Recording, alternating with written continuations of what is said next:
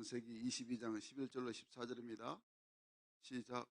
여호와의 사자가 하늘에서부터 그를 불러 이르시되 아브라함아 아브라함아 하시는지라.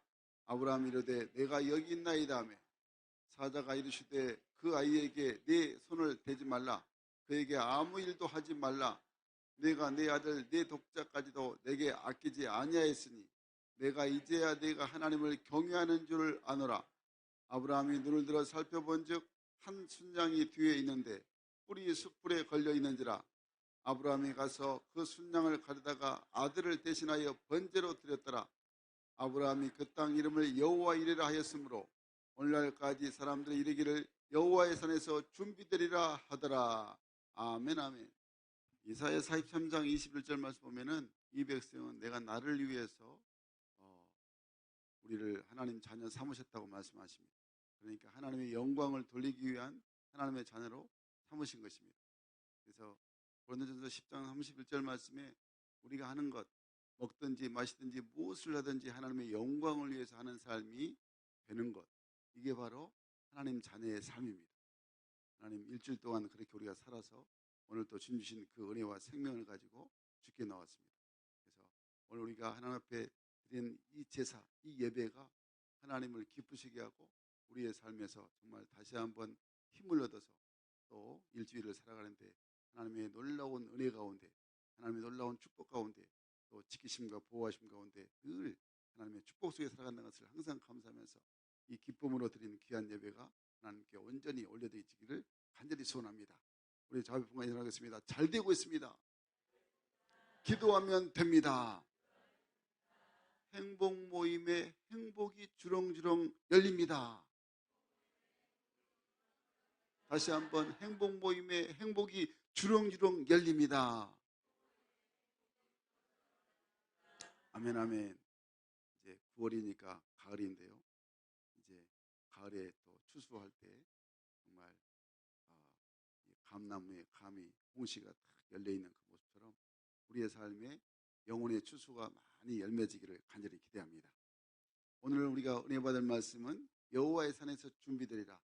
정말 하나님께서 비를 준비해서 모든 곡식을, 모든 산천을 푸르르게 아름답게 열매 맺게 하신 것처럼 우리 삶에서 믿음으로 준비만 되면 우리는 그냥 축복 만땅, 완전히 축복 대박, 이런 삶을 우리가 살도록 하나님이 축복하여 주신 것입니다.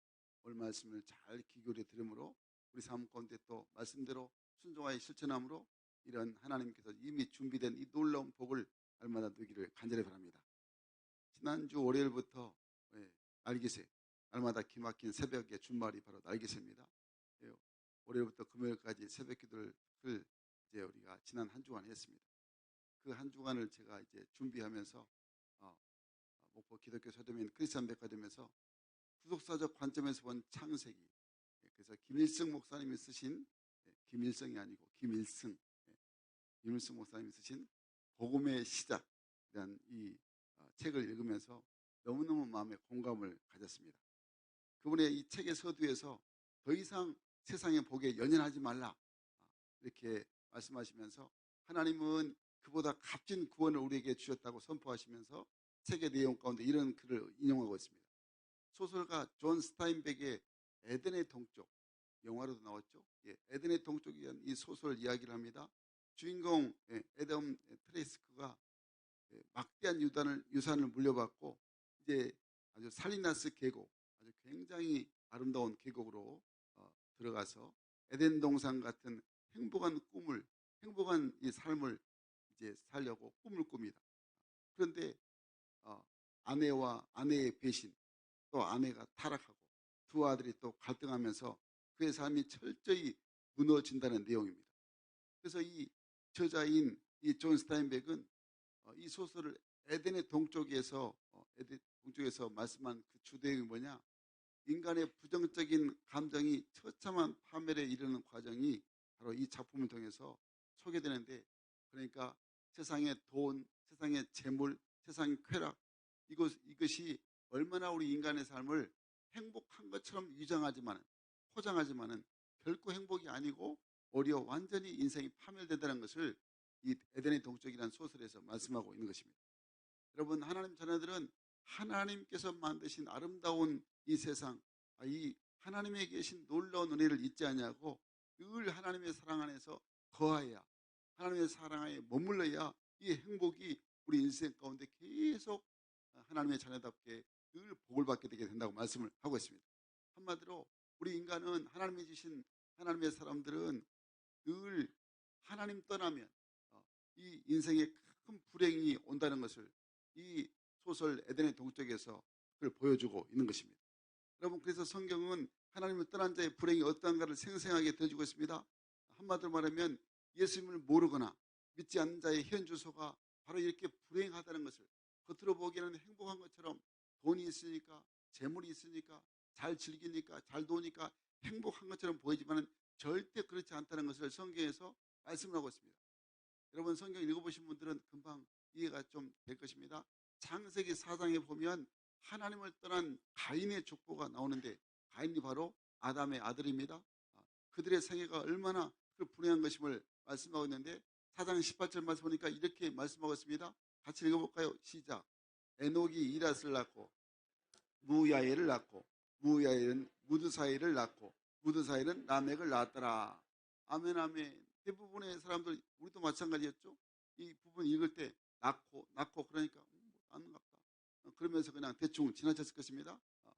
왜냐하면 발음하기도 힘들고, 뭐 무야엘, 무드사엘, 뭐 저는 힘드니까 그냥 이렇게 그냥 그냥 그런 인물인 것 같구나 그렇게 깨달아지는데, 그런데 여러분, 우리가 성경을 읽을 때 가장 깊게 생각해야 될 것은, 하나님의 성경을 통해서 족보를 거론할 때는 그 족보를 통해 하나님께서 전하실 메시지가 있다는 것을 우리에게 깨닫게 해주고 있습니다. 이것을 잘 마음속에 담아야 되는데, 오늘 그러니까 창세기 4장에는 가인의 족보가 하나님을 떠난 자의 그런 생애, 한마디로 비련하다, 슬프고 안타까운 생애라는 것을 보여주고 있는 것입니다.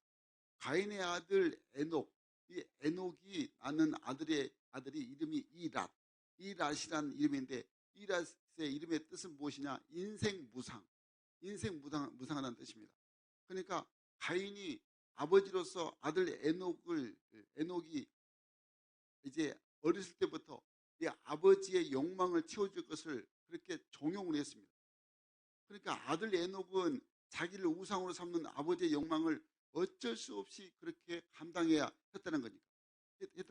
그러니까 아버지가 자식에게 모든 것을 걸고 자식을 우상 삼아서 자기가 가진 욕망을 채워줄 근원으로 생각을 한다면, 자식된 입장에서는 얼마나 살아가면서 부담스럽겠습니까? 그래서 에녹은 그런 부담과 어려움을 안고 살면서 인생의 무상함을, 헛되고 헛되다는 것을 그가 깨달았을 것이라는 것입니다. 그래서 에녹이 자신의 아들 이름을 이랏, 인생 무상이라고 지었다는 것이죠.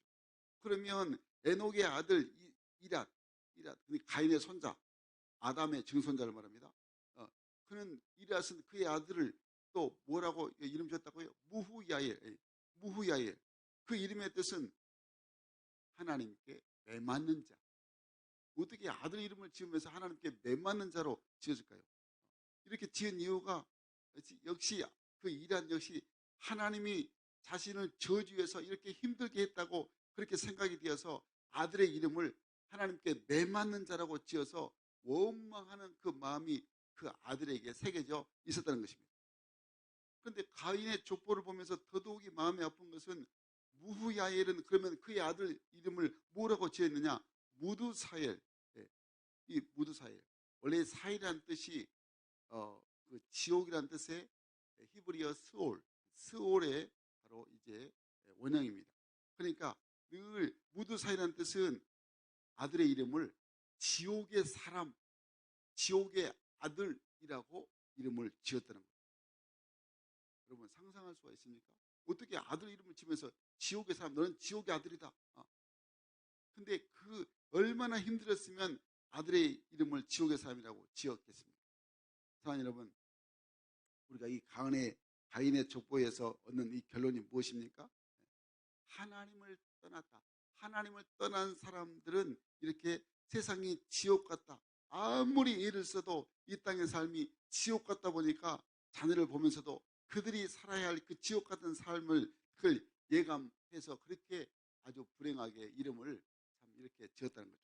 그러니까 하나님을 떠난 자들의 삶은 힘든 인생을 벗어나 보려고 하나님을 대적하기 위해서 어떤 힘을 얻어야 되는데, 세상의 힘을 얻기 위해서는 돈, 권력, 재물을 많이 얻어서 강한 자가 돼야 하니까 바로 여기에 욕망의 포로가 되고 탐욕의 포로가 되고 그렇게 살 수밖에 없다는 것입니다. 사랑하는 여러분, 그러니까 우리 예수 믿는 우리는 세상을 향한 사명이 얼마나 귀하고 큰 것인가를 우리가 깨닫는 자 돼야 한다는 것입니다. 나 혼자만 예수 믿고 그냥 천국 가는 것으로 하나님께서 우리를 부르시지 않았다는 것입니다. 그래서 우리에게 말씀하시죠. 마태복음 28장 말씀에서 주님의 지상 대명령, 예수의 복음이 온 민족에게, 모든 민족에게 바로 제자 삼으라, 나아가서 모든 민족을 제자 삼으라고 말씀을 하고 있습니다. 땅끝까지 이르러서 주님의 증인, 복음의 증인들하고 말씀하고 있는 것입니다. 아멘 되십니까? 우리가 오늘 이 땅에 지금 살아있는 것이, 또 존재하는 것이, 또 내가 인생을 살아가는 모든 것들이 바로 주님의 증인되고 복음의 증인되고 온 세상에 예수 모르는 자에게 예수를 전하라고 우리를 부르셨다는 것을 기억해야 하는 것입니다. 여러분, 오늘이 바로 행복 모임 선포절입니다. 광고에서도 우리가 참 은혜스럽게 재미있게 또 보고 은혜스럽게 또 봤습니다. 이제 더 재밌는 것은, 더 은혜스러운 것은 이제 오늘 오후 2시 식사하시고, 점심 이따 예배 끝나고 식사하시고 절대 집에 가지 마시고 오늘 꼭 오후 2시에 행복 모임 구호대에 한번 참여해서 같이 또 이 놀라운 은혜를 함께 누리고 이 놀라운 은혜의 축복을 계속 여러분 전하는 자 되시기를 간절히 바랍니다. 그러니까 오늘 행복 모임 선포절인데, 행복 모임이 왜 중요한지 이 퍼포먼스 구호대회를 통해서 각 공동체에서 열심히 준비했습니다. 특별히 남성 공동체 꼭 가지 마세요. 오늘 식사 후에 또 잠깐 연습, 한 10분 연습하면 됩니다. 함께 해서 정말 놀라운 이 행복모임을 통해서 놀라운 기적과 능력과 표적을 체험하는 아주 행복한 행복모임 되시기를 주의 이름으로 간절히 축원합니다. 이를 위해서 우리가 어떻게 준비해야 될 것인가? 우리가 믿음으로 준비하면 여호와의 산에서 모든 것이 축복이 준비되어 있다고 오늘 우리에게 말씀하고 있는 것입니다. 그래서 오늘 여호와의 산에서 준비된다는 것이 무슨 말이냐? 첫 번째, 우리가 순종의 대가를 지불해야 한다는 것입니다. 우리 한번 따겠습니다. 순종의 대가를 지불하라. 순종의 대가를 지불하라. 아멘 아멘. 오늘 본문 9절 말씀 읽겠습니다. 시작. 하나님이 그에게 일러 주신 곳에 이른지라. 이에 아브라함이 그곳에 제단을 쌓고 나무를 버려놓고 제단 나무 위에 넣고. 아멘 아멘. 우리 다시 한번 따라하겠습니다. 대가 없는 순종 없고 순종 없는 믿음 없다. 다시 한번, 대가 없는 순종 없고 순종 없는 믿음 없다. 아멘이십니까?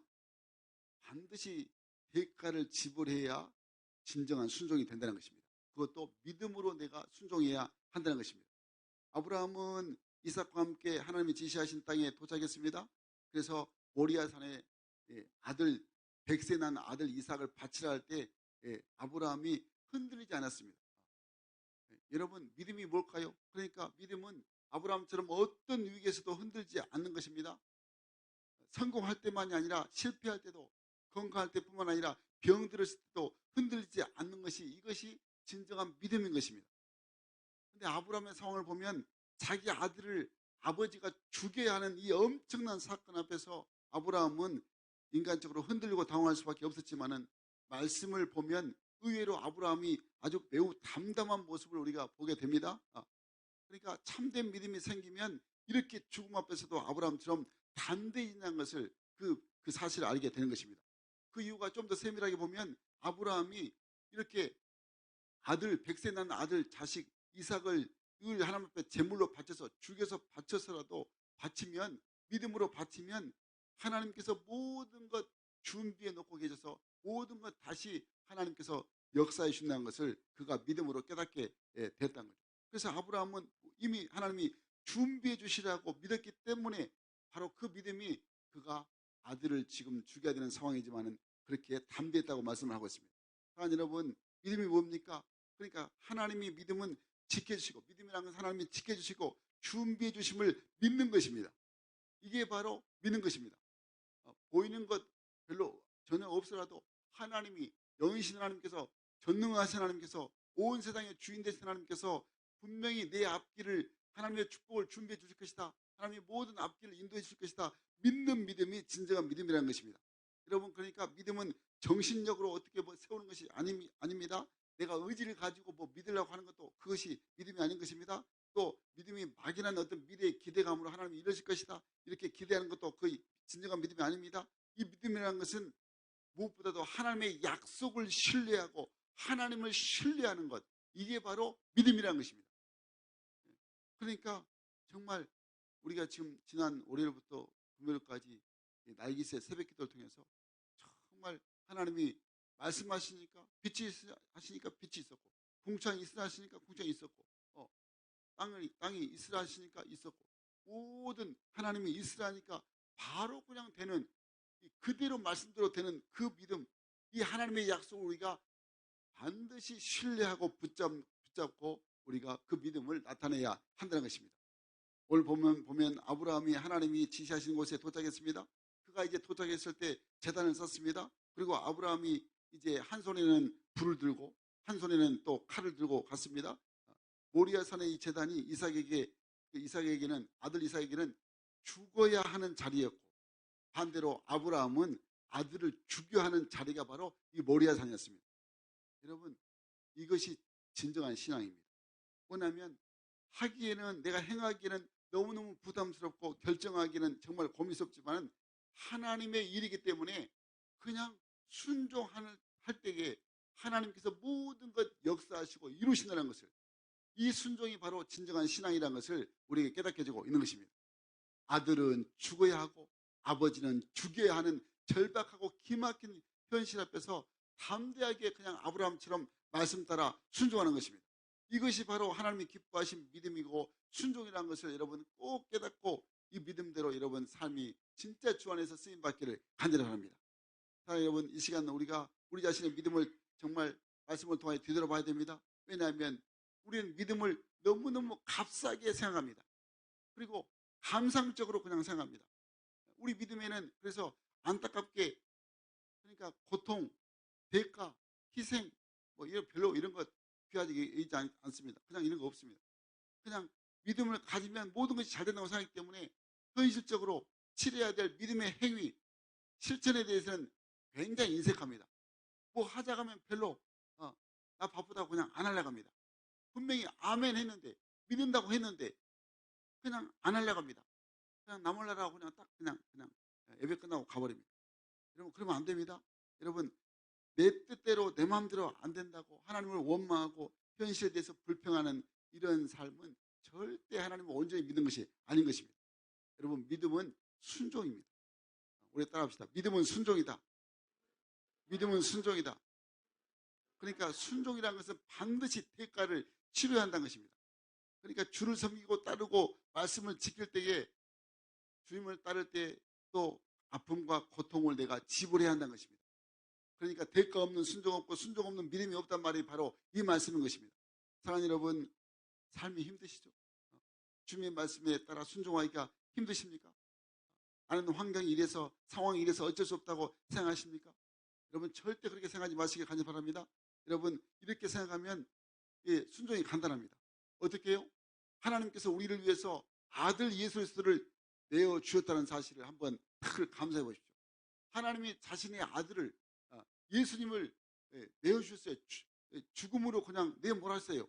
얼마나 귀한 것입니까? 이보다 더 귀하고 소중한 것이 어디 있습니까? 그래서 늘 주님께서 당신의 생명값을 나를 위해서 대신 지불하셨습니다. 그래서 내 죄가 다 용서받고 하나님 자녀에 대한 축복을 얻게 됐습니다. 우리가 영원한 생명을 얻는 이 특권을 하나님께로부터 선물로 받았습니다. 그러니까 주님께 순종하는 것이 안 된다면 내가 은혜로 지금 받은 구원이 정말 값어치가 하나도 없을 것입니다. 내가 구원받았다, 이 하나님이 나를 향하신 이 놀라운 당신의 아들 예수님을 보내셔서 내가 구원받고 하나님 자녀된 놀라운 은혜가, 그렇게 말로는 그냥 은혜로 뭐 산다 하지만은 그게 아니라는 거죠. 전혀 값어치가 없게 여기는 것입니다. 여러분, 그렇지 않습니다. 정말 이 모든 주님께서 우리에게 주신 모든 것을 생각해 보면 우리는 하나님 앞에 내 생명까지도 아낌없이 드릴 수 있는 그런 진정한 믿음이 돼야 하는 것입니다. 자, 여러분 변화를 원하십니까? 여러분 자녀가 변화되고, 여러분 내 남편, 내 아내가 변화되고, 이 사회, 이 나라가 변화되길 원하십니까? 그렇다면 누구든지 변화되길 원하시면 대가를 지불해야 됩니다. 대가를 치러야 됩니다. 어떤 대가요? 순종의 대가가 필요합니다. 어떤 순종입니까? 기도의 순종, 말씀의 순종. 이게 바로 대가 지불해야 한다는 것입니다. 누가 그냥 새벽에 깊은 잠을 자고 있는데, 잘 자고 있는데, 그 새벽에 일어나서 새벽에 나온다는 건 쉬운 것이 아니잖아요. 근데 그 대가를 내가 탁 깨워야 됩니다. 깨워서 정말 기도에 순종하고 말씀에 순종하면 그 하나님이 그 믿음 보시고 여러분의 삶을, 여러분의 가정을, 여러분의 모든 일생을 책임져 주신 것입니다. 순종도 없이 대가 지불도 안 하고 하나님 앞에 그냥 하늘에서 뚝 떨어진 복을 받는다. 정말 그것은 요행을 바라는 것은 그건 신앙이 아닌 것입니다. 사랑하는 여러분, 그러므로 날 이기세에 순종해 보시기를 간절합니다. 날마다 기막힌 새벽을 깨워보십시오. 힘들어도 한번 일어나 보세요. 한번 이제 내일부터 한번 나와보세요. 새벽을 얼마나 하나님께서 말씀하시는데 그 말씀이 꿀보다 달고 손이 꿀보다 다른 거라 깨닫게 되는 것이죠. 여러분, 정말 그러면 우리의 삶에 감사의 은혜가 마르지 아니할 것입니다. 오늘부터 이제 탁 열리는 행복 모임에 여러분 순종해서 철저하게 믿음으로 대가지불을 입으시기를 간절히 바랍니다. 그러면 우리 삶 가운데 정말 이 오병이의 기적, 보리떡 5개 물고기 2마리로 5,000명을, 어른들 5,000명을 먹고도 12광주리가 남는 이 놀라운 축복이 순종할 때 일어나게 되는 것입니다. 말씀대로 순종하면 안 되는 일을 못한 일이 그 뒤에도 없다는 것을 반드시 여러분 기억하시기를 간절히 바랍니다. 우리 주님께서 다니엘에게 하신 말씀 그대로 내가 너를, 다니엘이 아니고 나다나엘에게 하신 그 말씀 그대로 내가 너를 무화과나무 아래에서 보았다함을 믿느냐? 이보다 더 큰 일을 보리라. 이렇게 놀라운 축복을 말씀하십니다. 우리 한번 요한복음 1장 50절 말씀 같이 읽겠습니다. 시작. 예수께서 대답하여 이르시되 너를 무화과나무 아래에서 보았다함으로 믿느냐? 이보다 더 큰 일을 보리라. 아멘, 아멘. 그러므로 여러분 행복 모임으로 순종의 대가를 지불하시기를 간절히 바랍니다. 그러면 큰 은혜, 큰 축복, 큰 능력으로 여러분의 삶이 날마다 복을 누리는 삶이 되게 된다는 것을 꼭 기억하시고, 이런 순종의 믿음으로 순종의 대가를 지불함으로 하나님의 큰 축복을 받아 누리는 우리 모든 생각으로 되기를 주의 이름으로 간절히 축원합니다. 축원합니다. 둘째로 여호와의 산에서 준비된다는 것은 내가 그 믿음의 칼을, 복음의 칼을 들어야 한다는 것을 말씀을 하고 있습니다. 우리가 따겠습니다. 복음의 칼을 들어라. 복음의 칼을 들어라. 아멘, 아멘. 본문 10절 11절 말씀 읽겠습니다. 시작. 손을 내밀어 칼을 잡고 그 아들을 잡으려 하니 여호와의 사자가 하늘로부터 그를 불러 이르시되 아브라함아 아브라함아 하시는지라. 아브라함 이르되 내가 여기 있나이다 하며. 아멘, 아멘. 여러분, 하나님은 믿음의 칼을 들 때까지 기다리십니다. 아브라함이 칼을 들어서 아들을 그냥 죽이려고 딱 치려 할 때까지 기다리신다는 것입니다. 그러니까 손을 내밀어 칼을 잡고, 이 말씀을 통해서 칼을 잡는 아브라함의 팔이 높이 들렸다는 것이죠. 이것을 한번 상상해 보십시오. 높이 들어서 그냥 그 아들을 잡으려 했다 말씀하고 있죠. 그러니까 아브라함이 아들을 지금 죽이기로 결정을 했다는 것입니다. 분명 그가 칼을 지금 내리치고 있습니다. 칼을 내리는 것입니다. 그러니까 얼마나 긴박한 상황입니까? 사랑하는 아들, 100세에 낳는 이 아들 이삭이 죽는 순간입니다. 어느 누구도 멈출 수가 없습니다. 누구도 말할 수 없는 그런 순간입니다. 칼을 들어서 그냥 아들을 죽이려고 내리니까. 여러분, 이게 바로 믿음이라는 것을 그대로 순종하는 것이, 아까워서 정말 어떻게 할까 그게 아니고 정말 순종한다는 것이. 그러니까 여러분, 우리가 믿음을 이렇게 생각하면 안 됩니다. 믿음은 믿지야 본전이다. 한번 해보자. 뭐 이렇게 생각하면 안 됩니다. 또 일단 해보고 내가 결과를 기다리겠다. 뭐 이것도 진정한 믿음이 아닙니다. 정말 믿음이라는 것은 아까 말씀드렸던 것처럼 하나님의 약속의 말씀 따라 순종하는 것입니다. 그리고 하기로 결정하고 행하기로 결정하고 절대로 어떤 상황이 벌어지더라도 후회하지 않는 것, 이게 바로 진정한 믿음이라는 것을 기억해야 하는 것입니다. 하나님은 이미 다 계획해 놓으셨고 이미 작정해 놓으셨고 축복을 약속을 하셨다는 것입니다. 자, 여러분, 우리 예수님이 십자가 사건도 마찬가지입니다. 십자가라는 것이 바로 우리 예수님이 가상적으로 그냥 이미지적으로 이렇게 그걸 지신 것이 아닌 것입니다. 십자가는 관념이 아니라 생각이 아니라 실제였습니다. 십자가 어떤 의미가 아닌 것입니다. 사람들은 부활을 믿지 못하기 때문에 부활을 어떻게 생각하느냐? 그냥 그 저녁에 이렇게 잤다가 깨는 것이 부활이다. 그리고 계절이 바뀌듯이 겨울이 오고 봄이 오는 것, 이게 부활이라고 생각을 합니다. 그게 아닙니다. 부활은 실제입니다.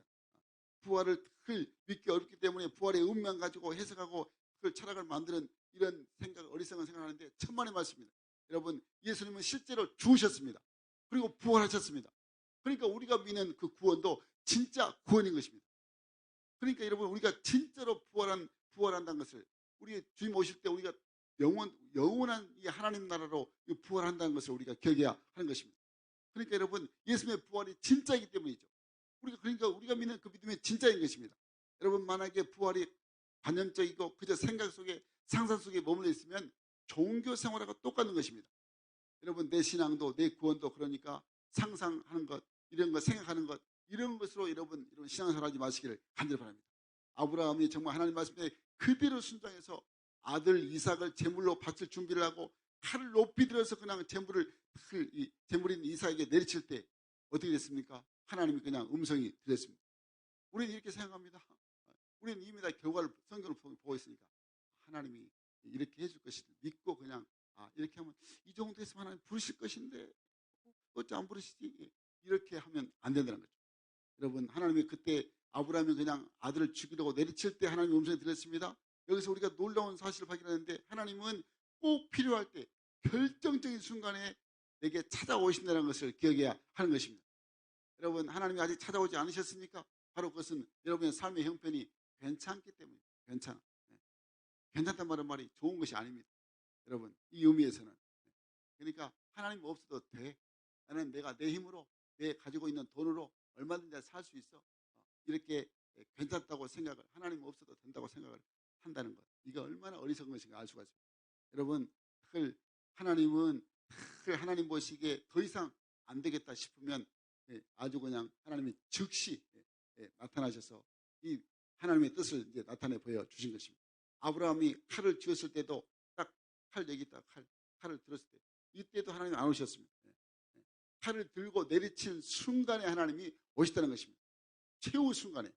그러니까 여러분, 창세기 12장 이후로 늘 하나님이 아브라함에게 나타나신 장면을 아브라함에게 하나님이 나타나신 장면이 수없이 나오는데 창세기 12장의 1절 말씀 보면 하나님이 아브라함에게 갈대아우를 떠나라고 지시할 땅으로 가라고 말씀했습니다.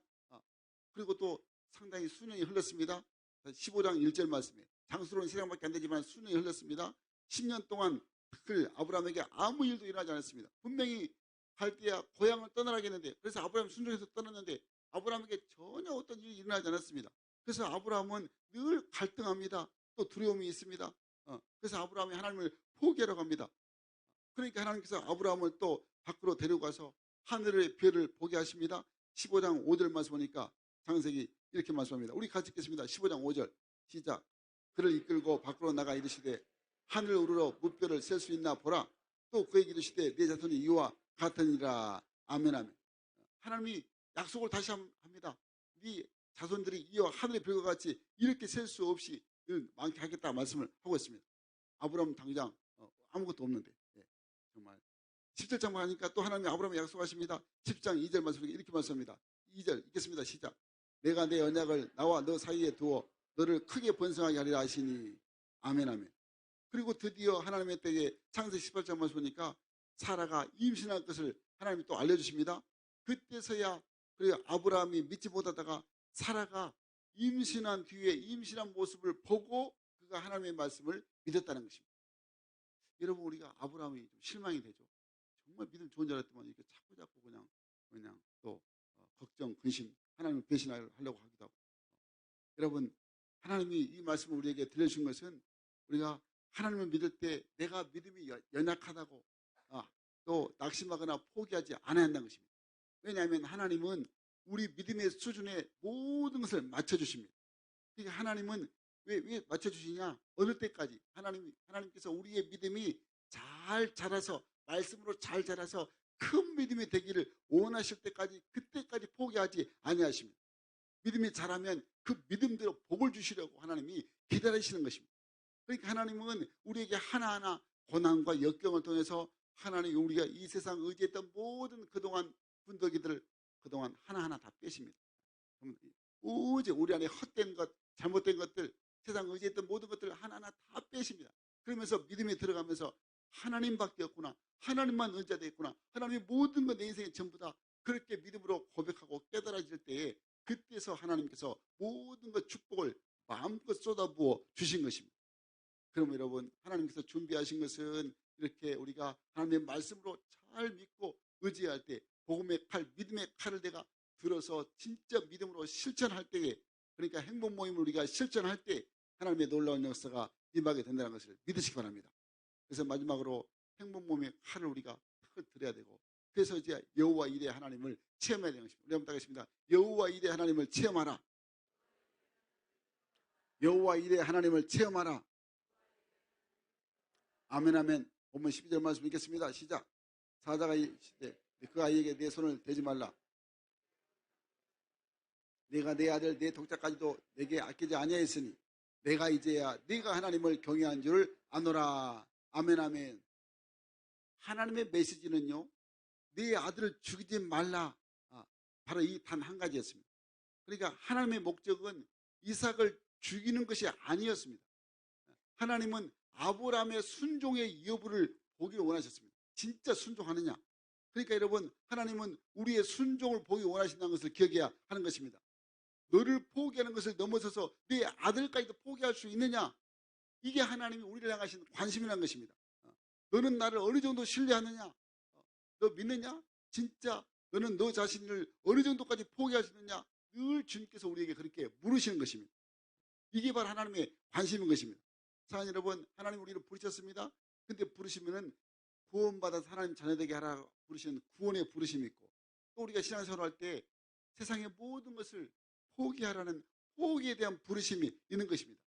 우리는 그냥 좋은 것을만 부르시면 그냥 아멘 할렐루야 감사하지만, 포기하라 하면 그냥 포기하기 쉽지 않아서 그냥 꼭꼭 갖고 있는 이런 어리석음이 많이 있습니다.